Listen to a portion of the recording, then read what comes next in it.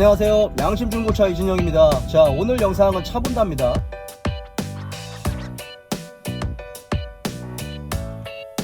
오늘 제가 봐드린 차는 카니발 4세대 2.2 디젤 프레스티지입니다. 2020년식에 11만 7천 킬로 완전 무사고 차고, 용도 이력이 있고, 그리고 색상은 아스트라 블루입니다. 이 차량은 이제 차본다로 검수를 하고 제가 알선을 해드린 차인데, 그 내용을 여러분들께 좀 설명드릴게요.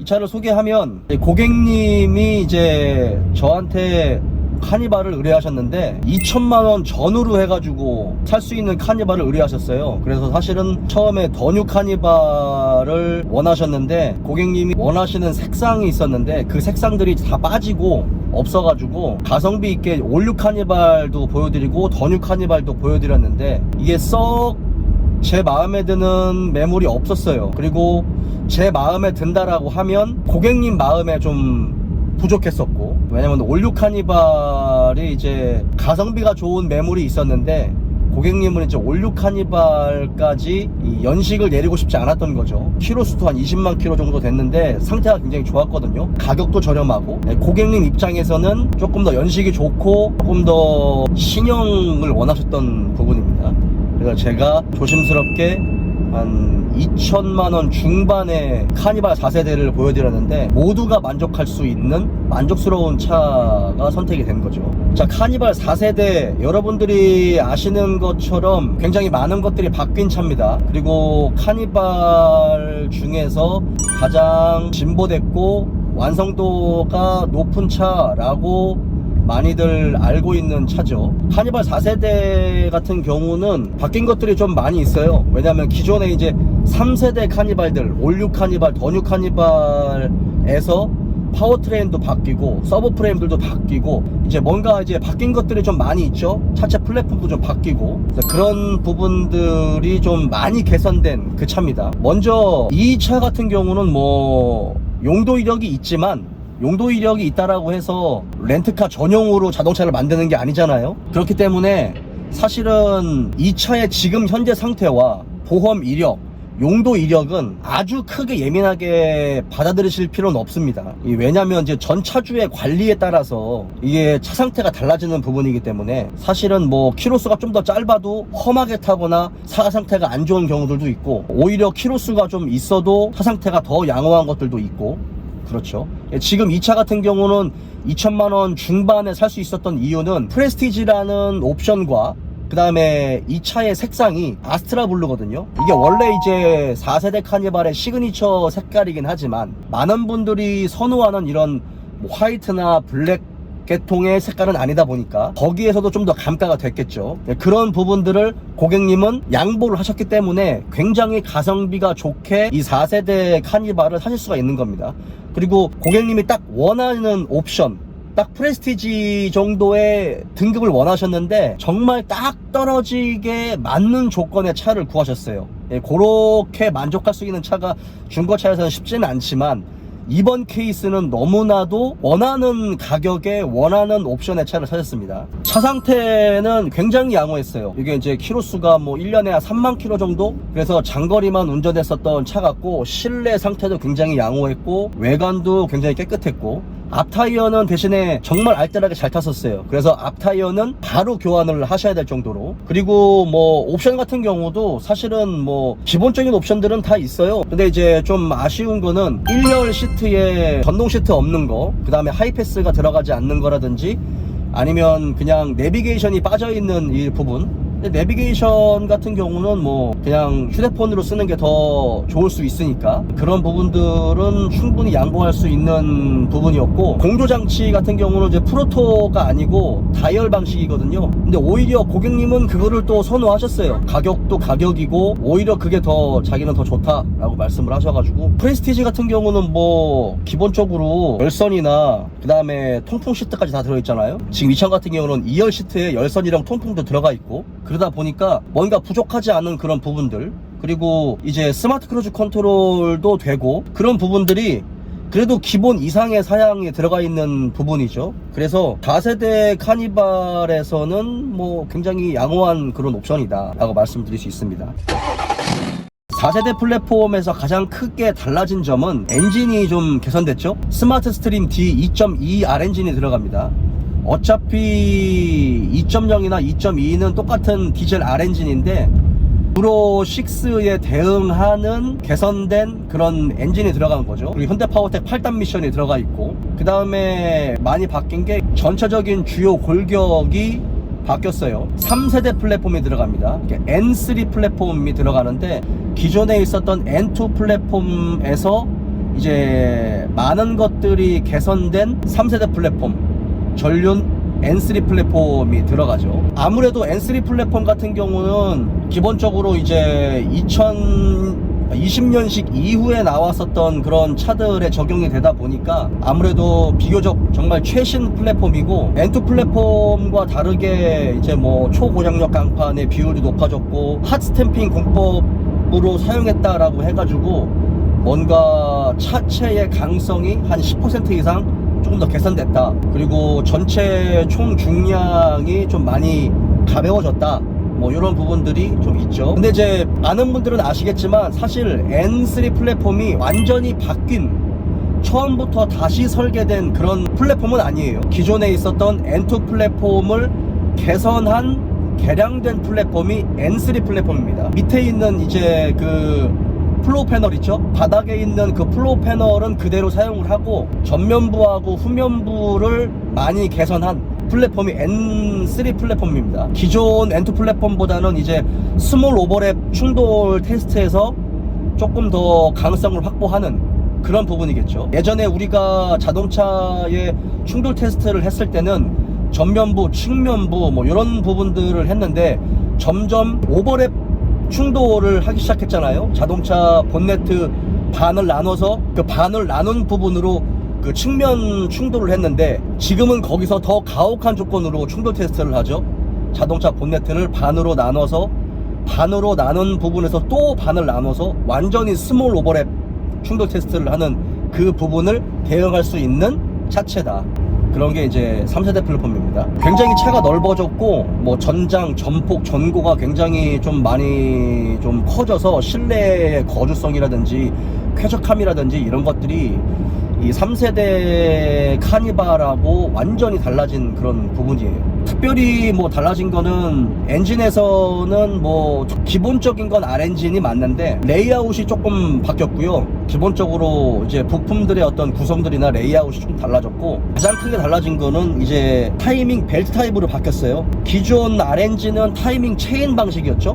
그래서 반영구적으로 사용할 수 있는 부분, 프론트 카바가 씌워져 있는 그런 부분인데, 이 스마트 스트림 2.2 R 엔진 같은 경우는 건식 타입입니다. 그래서 타이밍 벨트죠. 그래서 10만 킬로에서 15만 킬로 전후로 해서 타이밍 벨트를 교환하는 그런 방식이에요. 그게 기존에 제가 디스커버리에서도 제가 여러분들께 좀 많이 설명을 드렸지만, 그게 이제 옛날 방식이 아니에요. 다시 돌아오는 그런 추세인데 장점과 단점이 무조건 있습니다.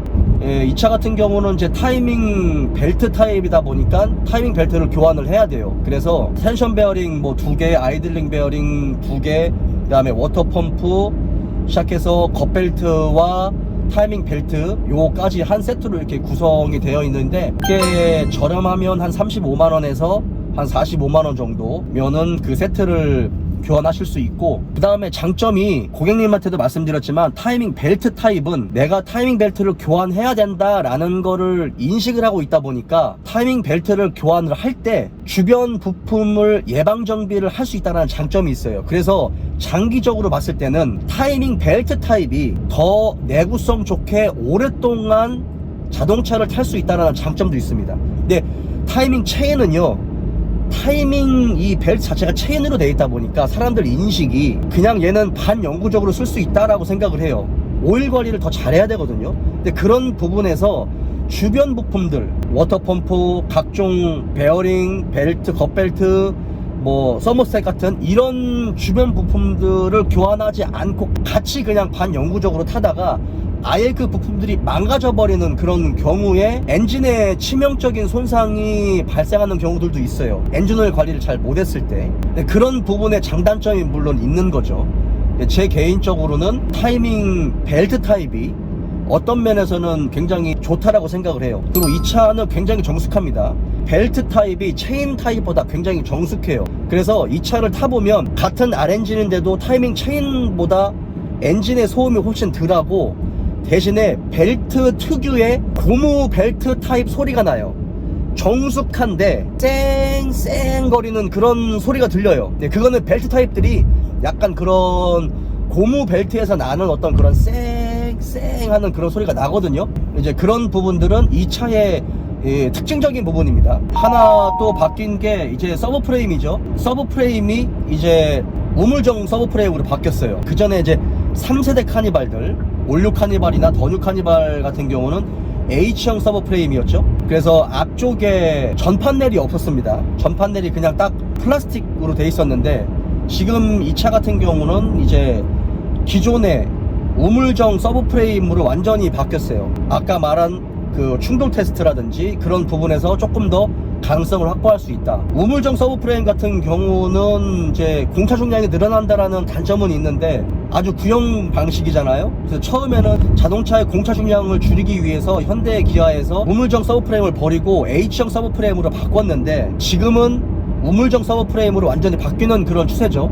지금 나오는 차들은 다 그 서브 프레임이 됩니다. 그래서 차륜과 차체를 완전히 조금 더 견고하게 잡아줄 수 있고, 스몰 오버랩 충돌이 일어났을 때 차체를 조금 더 보호해줄 수 있는 그런 장점들이 많이 있고요. 그 다음에 엔진과 미션, 그 다음에 차륜이 좀 견고하게 지지되어 있는 그런 부분들, 그런 것들이 좀 장점이죠.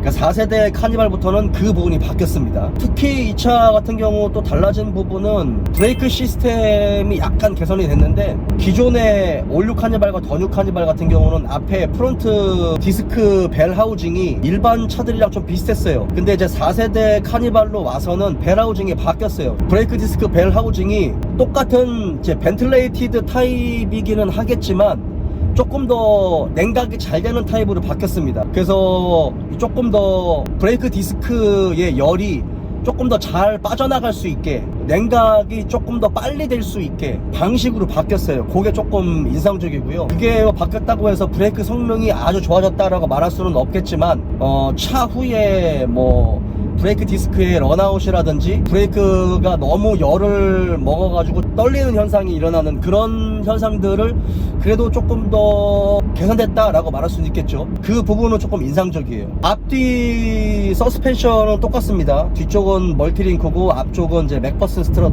방식인데, 그거는 바뀐 거는 전혀 없고요. 특별히 뭐가 막 좋아졌다라고 말하기보다는 그래도 3세대 카니발에서 4세대 카니발로 넘어가면서 많은 것들이 바뀌었고, 그래도 이 3세대 플랫폼이 적용이 돼서 기존의 카니발에서 가지고 있었던 뭐 공명음이라든지 부밍음이라든지 뭐 이런 것들이 좀 많이 개선이 됐다라는 부분들. 특별히 이 차 같은 경우는 이제 인터쿨러 호수가 빠져버리는, 인터쿨러 호수에 약간의 고질병이 있었는데 그 부분에서의 지금 현재 컨디션도 괜찮았고, 그 다음에 뭐 진공 펌프라든지 아니면 고압 펌프나 커먼 레일 쪽에서 뭐 누설이라든지 인젝터에서 누설 이런 것들도 없었고, 오일 세퍼레이터 누설이나 로커암 카바 쪽 그런 제 누유나 이런 것들도 전혀 없었습니다. 그리고 이 차가 이제 유로 6를 대응할 수 있는 엔진이잖아요. 그래서 요소수가 들어가거든요.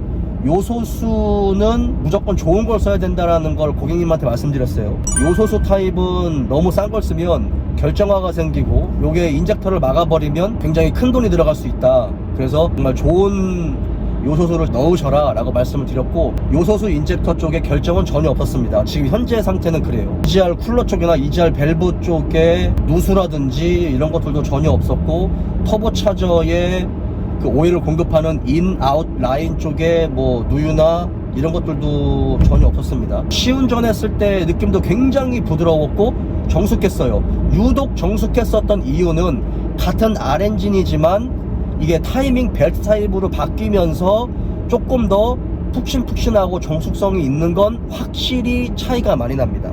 그 부분은요. 방지턱을 넘었을 때 잡소리나 이런 것들은 전혀 없었고 2020년식에 11만 7천 킬로 정도가 됐기 때문에 부식이나 이런 것들이 걱정될 수는 있겠지만, 특히나 서브프레임이나 각종 압류를 고정할 수 있는 피봇 볼트들의 부식이라든지 볼트와 너트들의 부식 상태도 굉장히 좋았고, 특히나 중단 머플러 쪽은 거의 지금 따끈따끈하게 구워지기 시작한 정도의 상태였어요. 굉장히 양호했습니다. 그래서 하부 떠서 이제 언더카바를 좀 많이 벌린 상태에서 확인을 했거든요. 그래서 뭐 양쪽에 인사이드 멤버도 확인했지만 그 부분에 손상이라든지 뭐 사고 유무 이런 것들은 전혀 없었고, 누유나 누수되는 미세 누유도 사실은 전혀 없었어요. 특히나 타이밍 체인 방식 같은 경우는 체인 카바에서 오일 관리를 잘 못했을 때 누유가 되는 부분이 빈번한데, 이거는 이제 건식 타입이기 때문에, 벨트 타입이기 때문에 이제 그 부분들은 양호했습니다. 그래서 오히려 2천만원 중반대에 이렇게 옵션이라든지 색상을 조금 양보하신다면 지금처럼 이렇게 가성비가 좋은 카니발을 살 수 있다라는 그런 부분에서 굉장히 만족스러웠고, 이 차가 아스트라 블루잖아요.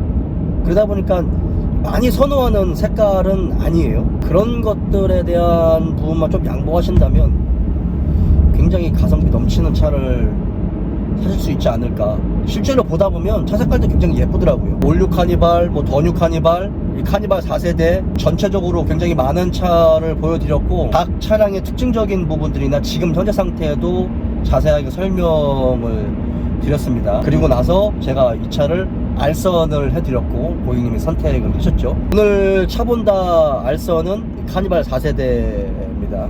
오늘 영상은 여기까지입니다.